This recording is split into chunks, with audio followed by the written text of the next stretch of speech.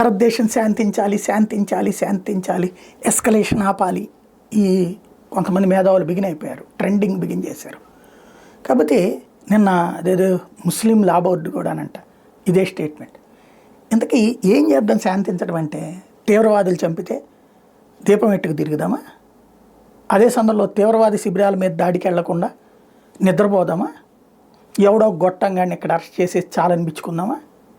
లేదు, పాకిస్తానే దాన్ని పెంచి పోషిస్తోందని తెలిసినా ప్లీజ్ పాకిస్తాన్ వారు దయచేసి మీరు సహకరించండి, మమ్మల్ని ఎక్కువ చంపొద్దు, ఒకళ్ళిద్దరికి మించి ఎక్కువ చంపొద్దు, ఒక్కో ట్రిప్కి ఒకళ్ళిద్దరిని చంపుతుండండి సార్ అని చెప్దామా? కాశ్మీర్ని పాకిస్తాన్ వాళ్ళకి వదిలేద్దామా?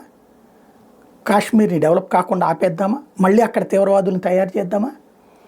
లేదు, భారతదేశంలో మీదకి పాకిస్తాన్ దాడికి వస్తుంటే సార్ మీతో నేను ఎక్కడ పెట్టుకుంటాను సార్ అని వదిలేద్దామా?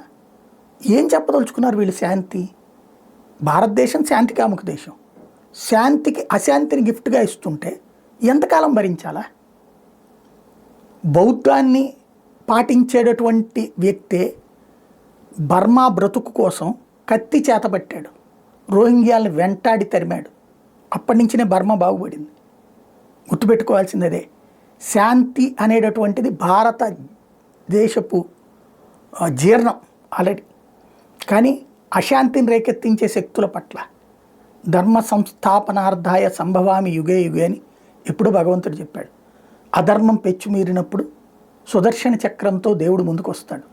ఇప్పుడు మన సైన్యమే ఆ దేవుడు.